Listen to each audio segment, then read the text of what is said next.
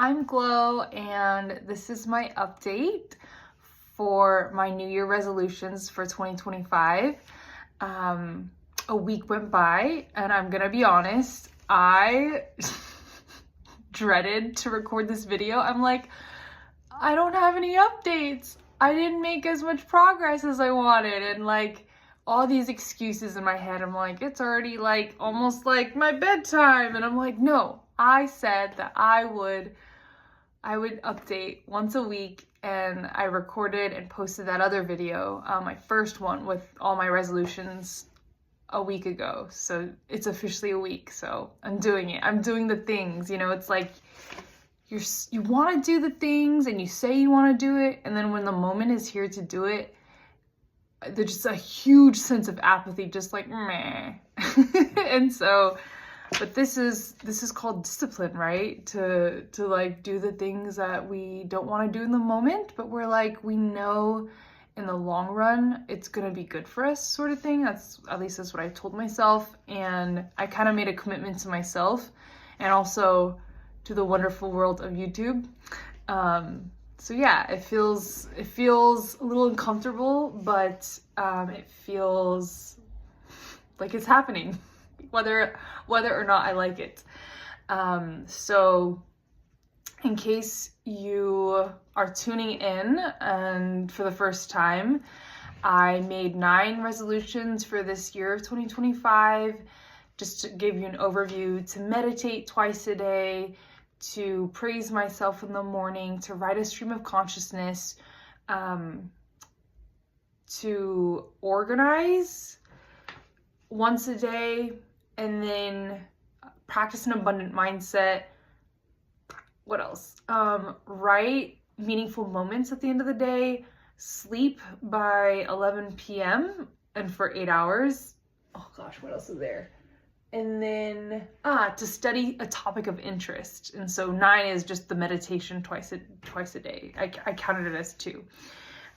So yeah, so what I'm gonna tell you in this video is how my week went, what changes that I made, what worked, what didn't work, and that is what I'm gonna do. And it's gonna be super just conversational,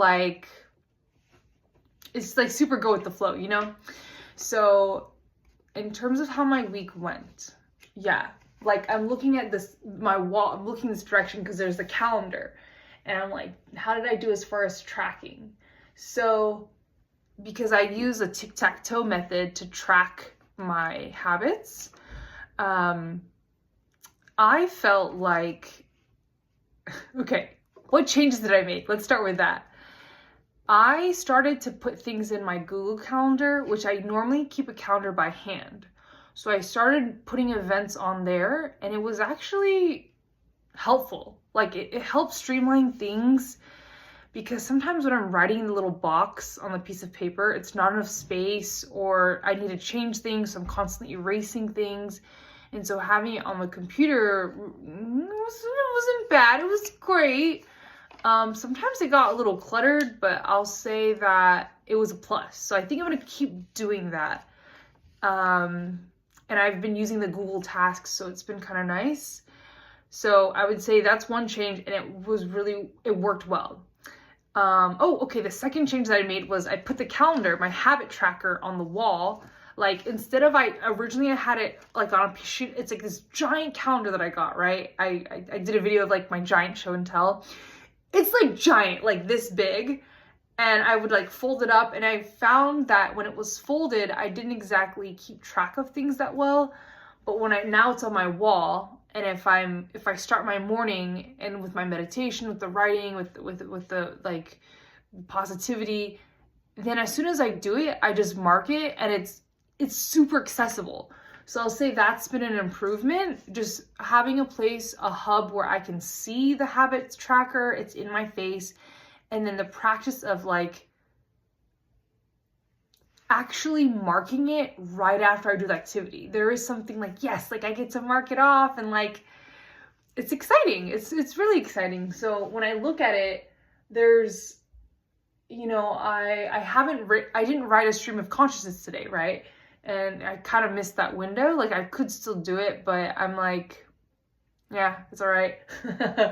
But yeah, the other thing, like, so I did the meditation. I praised myself this morning, and the studying. So I guess a third change that I'm exploring is, so originally I wanted to study a topic of interest for 15 minutes, right? And it was like, I really wanted to study it because I'm thinking, 15 minutes a day for 6 months, that's like 45 hours, right? I did this math previously. I didn't do this in my head, but I was like, that's a lot of time. And like that 15 minutes goes a long way. But I am just like, I found myself not wanting to study a lot. And I think I'm exploring using those 15 minutes to read a book of some sort, because I'm also working on reading. There's a difference between listening and reading an audiobook, right? Reading an audiobook versus reading like an actual like book with my hands. And so I'm playing around with that. So it's not necessarily a topic of interest, but I'm spending time reading something that I want to read. That's technically nonfiction. Yeah. Okay, this is a change that really worked. Okay, I really like this change. I started to set a timer for my tasks for like meditation, because I found myself, I'd meditate, right? And I would just be like, let me just meditate for 5 minutes, because that's always the goal. That's my resolution. And then I'd be like, how much time has passed? Like, oh, in like 10 minutes, 20 minutes? Like, has it been 3 minutes? And so I find setting the timer just makes it tangible. And like when I hear it ring, I can keep going if I want. But it is also like, okay, like I've finished the task. So there's this auditory like check in my head. And then that also doubles down to setting a timer for organizing. So originally I set it out for 15 minutes, right? 15 minutes a day. And I'm finding that when I chunk it down to 5 minutes just to start, wow, it is so much fun, so productive. And then I know like after 5 minutes has passed, I'm like, well, I want to do another 5, versus setting this timer for 15, I sort of get sidetracked. But the 5 minute, and then I have 2 more rounds, right? It's just like, there's something about it. It's really effective for me. So I'm going to keep doing that. I did it for my reading as well. When I was reading, for 15 minutes, it was sort of interruptive, I will say, to be reading only for 5 minutes and have an alarm ring. But to get me to sit down, I think that was the trick, because I found myself, like, I had the book, and then I was like, oh, let me do something else. Let me do this other thing. And then like, let me look at my phone, right? And then I was like, nope, the timer's going. The timer's going. I need to do the thing that I'm supposed to do. So that's part of like the habits that I'm cultivating. So that worked really well. And then what didn't work? I'll share one thing. And it's interesting because the timer worked, but at the same time, this wasn't the fault of the timer. What didn't work was, it's hard to switch activities. Like, so once I get going, right, I'm like reading this book and it's 15 minutes has passed. So I've accomplished, I've checked off that habit. I'm like, I don't want to stop. Like, I want to keep reading the book. It's so good. And so there's almost this sense of like, I think it's called cognitive flexibility. And it's something that I struggle with, because it's like, I want to do this thing. Like, it's so, like, I want to keep doing it and I'm enjoying it. But then being like, okay, like, we're done with this, move on to the next task, right? And so I'm going to keep playing around with that, of just knowing, like, I've done my task. I've done it, accomplished it. Yes, I want to keep reading, but I have other things that I need to do. Yeah, it almost feels like I'm like a little toddler, like, I'm playing with this toy and I don't want to stop playing. But it's so much fun, right? But it's like, no, you have other responsibilities that you're trying to do, that you can't just spend 2 hours reading this book, even if you wanted to. So maybe somehow like cultivating time in a different way, if that's something that I find consistently, I'm like, I want to keep reading this book, or I want to keep doing this thing. So yeah, that's kind of my thoughts. And then I'm looking at my calendar again. I'd say one of the interesting things is tracking my sleep. So I have 2 targets, right? It's going to bed by 11 and then sleeping a full 8 hours. But when I track it, I only have like, it's one thing, if that makes sense. Like, one thing I write, and it's like, you need both of them to accomplish the thing. And so I'm just playing around with, should I break it up? And like, because I write an S, that means I accomplished the target. And so, I don't know. If you have any ideas, let me know. I'm like, not sure about that one. And like, as I was sharing all these habits, I'm like, there's a lot that I'm cultivating.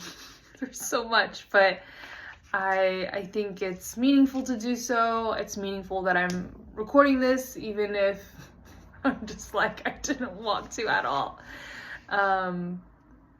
Yeah, but I'm gonna keep doing it, a weekly update, because I think why I even want to do this is I want to hold myself accountable for the habits, and it's important to be reflective. Like, I spent so much time being intentional with what I'm trying to cultivate. Like, I need to reflect back and be like, well, what worked, what didn't work, you know, and how can I move forward? How can I have more of those things on my calendar, like, checked off in terms of habits? So, yeah, that's all for me for right now. Thanks for watching. I think over time, these videos will get more streamlined and I'll have a clear idea of what to share. So I guess if I were to share one tip for you, it would be to set a timer. If there's a habit you're trying to cultivate, set a timer for 5 minutes and just do it. When the timer is going on, like, do it. You know, nothing else is more important other than that one thing that you're setting the timer for. I think that's kind of my biggest tip. Thanks for watching. I hope that you are doing good with your habits and your resolutions for 2025. Feel free to subscribe. Feel free to like the video if you liked it, or dislike it if you didn't like it. Yeah, thanks. Bye.